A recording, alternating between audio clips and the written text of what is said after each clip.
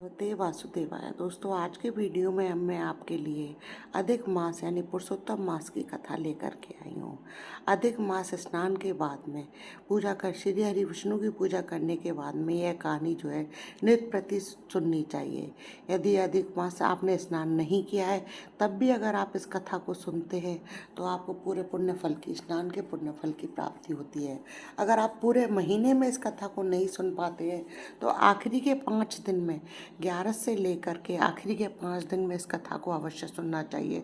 उससे भी आपको जो है पूर्ण फल की प्राप्ति होती है। दोस्तों, यदि आप यह कथा नित्य प्रतिदिन सुनते हो तो अधिक मास में जो है आखिरी के समय पे आप कांसे की थाली में 33 मालपुए रख करके भी दान देते हैं तो आपके पूर्व अधिक मास का फल जो है आपको पुण्य स्नान पूजा पाठ का फल प्राप्त होता है। दोस्तों, आज पुरुषोत्तम मास में सुनी जाने वाली आपके लिए कथा लेकर के आई सुनते हैं उस कथा को। एक राजा था, उसके 2 रानियाँ थी, एक सुहागन और एक दुर्हागन। यानी कि एक रानी से तो राजा बहुत प्रेम करता था, उसे अपने साथ महल में अपनी आंखों के सामने रखता था। दूसरी रानी जो है महल में नीचे वाले कमरों में रखी जाती थी। बड़ी रानी सोचती थी कि राजा ने जो है दूसरी शादी कर ली है तो इससे जो है मेरा मान सम्मान कम हो जाएगा, इसलिए वह छोटी रानी के विरुद्ध राजा को हमेशा भड़काती रहती थी। रानी ने जब राजा को इस प्रकार भर दिया रानी के खिलाफ तो उस राजा ने जो है छोटी रानी को महल से बाहर निकाल दिया।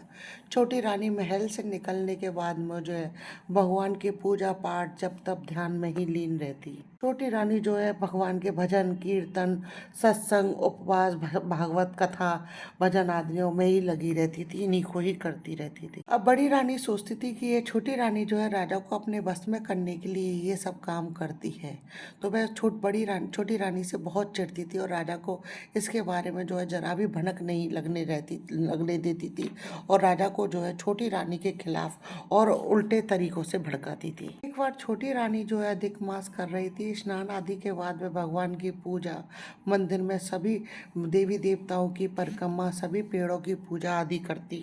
पुण्यकारी पेड़ों में जैसे बड़ आंकड़ा केला कदम्ब पीपल तुलसी आदि सभी की पूजा अर्चना करती थी। सभी पेड़ पौधों का वह सिंचन करती, दियावती करती और परिक्रमा करती। यह सभी पेड़ जो है गांव के बाहर लग रहे थे, इसलिए वह सुबह जल्दी उठ करके यह काम किया करती। एक दिन बड़ी रानी ने जो है छोटी रानी को इस तरीके से सब पेड़ पौधों की पूजा सेवा करते हुए देख लिया तो बड़ी रानी जो है छोटी रानी से चिढ़ गई और उसने चिढ़ करके राजा से कहा कि आप जो है बन के अपने राज्य के सभी पेड़ पौधों को जो है कटवा दीजिए। तो उस समय बैसाख का जो है अधिक मास चल रहा था। बैसाख का माह होने के कारण धूप बहुत तेज थी तो राजा ने रानी से कहा कि रानी जी, ऐसी गर्मी में इन सभी पेड़ पौधों को अगर हम कटवा देंगे तो जीव जंतुओं को पक्षियों को बैठने के लिए जगह नहीं मिलेगी। जीव जंतु अगर हम पेड़ पौधों को कटवा देंगे तो कहाँ रहेंगे और रास्ता में चलते हुए लोग कहाँ पर विश्राम करेंगे। पर छोटी रानी ने तो बड़ी रानी ने तो जिद पकड़ ली। अब बड़ी रानी की जिद पकड़ लेने के कारण राजा को जो है बिना सोचे समझे ना बेचारे अपने राज्य के जो है सारे पेड़ पौधे कटवा दिए। अब सभी जीव जंतु जो है बहुत परेशान रहने लगे। अब छोटी रानी को भी जो है पूजा पाठ के लिए कोई भी वृक्ष नहीं मिल रहे। छोटी रानी भी जो है बहुत परेशान हो गई, उसको कहीं कोई भी वृक्ष नहीं मिल रहा था तो वह बहुत दूर एक जंगल में चली गई जहाँ पर वह छोटे आंकड़े के वृक्ष को ही तलाश कर रही थी। अगर कहीं आंकड़े का ही वृक्ष दिख जाए तो मैं आंकड़े को सींच करके ही उसी की पूजा आराधना करके परिक्रमा कर लूंगी। सोचती और पुरुषोत्तम भगवान का ध्यान करती हुई छोटी रानी जो है अपने घर से बहुत दूर निकल गई। पुरुषोत्तम भगवान ने जो उसकी प्रार्थना सुनी और उसको जंगल के बाहर एक झोपड़ी दिखी और झोपड़ी के बाहर ही जो है एक बहुत बड़ा आंकड़े का पेड़ भी दिखा। कुटिया के पास में ही जो है गंगा की धारा बह रही थी। यह देख करके छोटी रानी बहुत प्रसन्न हुई और वह सोचने लगी, चलो महल में भी तो मैं नीचे अकेली ही रह रही थी, अब यहाँ जंगल में अकेली रह लूंगी तो क्या है। छोटी रानी मनी मन सोचने लगी कि यहीं रह लूंगी, यहाँ पास ही में गंगा की धारा बह रही है, गंगा की धारा में स्नान करके सुबह पूजा पाठ आदि से निवृत्त होकर अपना खाना खा लूंगी। छोटी रानी सुबह ब्रह्म मुहूर्त में उठकर उसने गंगा में स्नान किया। स्नान करके उसने 33 पुए बनाए और आंकड़े को पूजा आराधना करके आंकड़े को चढ़ाए। आंकड़े की परिक्रमा करके वह पुए भी जो है उसने पेड़ पर चढ़ा दिया। वह बहुत खुश हुई कि पुरुषोत्तम भगवान की दया से उसे आंकड़े का पेड़ भी मिल गया। छोटी रानी वहीं पर रहने लगी। कुछ दिनों के बाद राजा जी जो है शिकार खेल खेलने के लिए गए, अपने साथ एक नौकर को लेकर के गए। राजा जो है शिकार खेलते खेलते बहुत दूर जंगल की ओर निकल गए। बैसाख का माह होने के कारण जो है धूप बहुत तेज थी। राजा को कहीं भी रास्ते में कहीं भी जो है छाया नहीं मिली।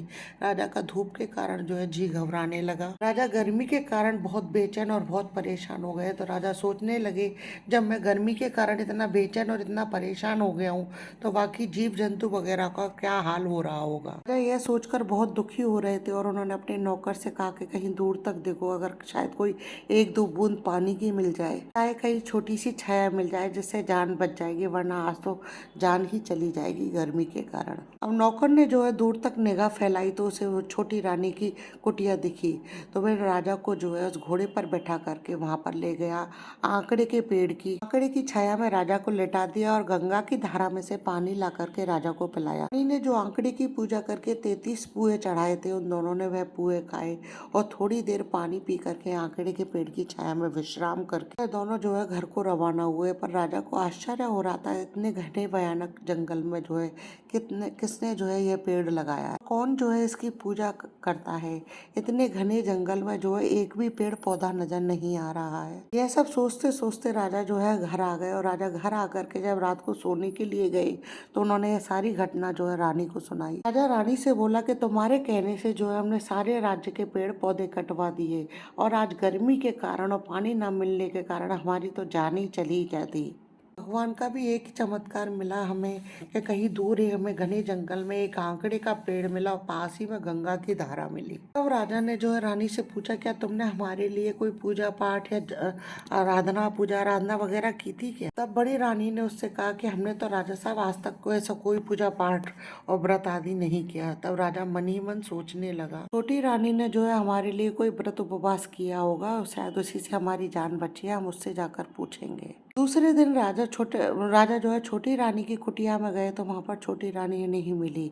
तो राजा सोच में पड़ गए कि छोटी रानी कहाँ गई है और उन्होंने नौकरों को उनको खोजने के लिए भेज दी। नौकर जो है छोटी रानी को ढूंढते हुए उसी जंगल में पहुंचे और छोटी रानी जो है उसी आंकड़े के वृक्ष की पूजा कर रही थी। नौकर ने आकर के राजा को सारी बात बताई कि छोटी रानी जो है किस तरीके से आंकड़े के वृक्ष की पूजा कर रही थी।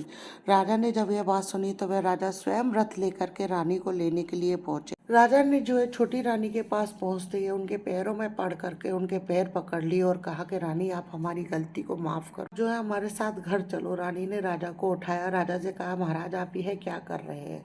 तब राजा ने बताया कि आज हमारी जो जान बची है वह आप ही की वजह से बची है और आपके कारण ही आज हम बच पाए, वरना हमारी तो जान चली जाती। रानी को जो है राजा ने सारी बात बताई। राजा ने जो है उनसे पहले के अत्याचारों की माफी मांगी। राजा जो है छोटी रानी को लेकर के महल में आ गए। पूरी नगरी में जो है राजा रानी की जय जयकार हो रही थी। राजा ने बड़ी रानी को जो है महल से देश निकाला दे दिया। अब राजा ने जो है बड़ी रानी से कहा, तुम स्वयं तो बुरी थी, तुमने हमें भी बुरा बना दिया और तुम्हारे कारण ही जो है हम रोजाना बुरे काम करते रहे। राजा ने बड़ी रानी को जो है देश निकाला दे दिया और छोटी रानी को जो है महलों में रखा। भगवान पुरुषोत्तम की कृपा से जो है 9वें महीने में बहुत सुंदर सा एक बालक पैदा हुआ। राजा जो है बहुत प्रसन्न हुए और राजा रानी और सभी देशवासी जो है प्रेम से रहने लगे। राजा ने जो है अपने राज्य में कटवाए हुए सभी जगहों पर पेड़ पौधे वापस से लगवाए, जगह जगह धर्मशाला, कुआं, बावड़ी वगैरह खुदवाई। राजा ने जो है हर जगह पानी की व्यवस्था करी और आने वाले अधिक मास में जो है उन दोनों राजा रानी ने जो है जोड़े से अधिक मास के व्रत किए, स्नान किए, पुरुषोत्तम भगवान की पूजा अर्चना करी, उद्यापन किया, ब्राह्मण भोजन करवाया। राजा रानी ने सोना, चांदी, अन्न, वस्त्र, आभूषण, गाय आदि का दान किया। तो तब भगवान जिस प्रकार राजा की जान बचाई, रानी को सम्मान दिया, उसको पुत्र दिया, वैसे ही सभी की मनोकामना पूरी करना। कथा अधूरी हो तो पूरी करना, पूरी हो तो मान करना। तो अगर आपको ये अधिक मास की कथा पसंद आए तो प्लीज मेरे वीडियो को ज्यादा से ज्यादा लाइक और शेयर कीजिए। यदि आपने अभी तक मेरे चैनल को सब्सक्राइब नहीं किया है तो उसे सब्सक्राइब करना ना भूलें। पास ही में बेल आइकन को दबाएं जिससे मेरे आने वाले हर नए वीडियो का नोटिफिकेशन आपको मिल जाए। राधे राधे।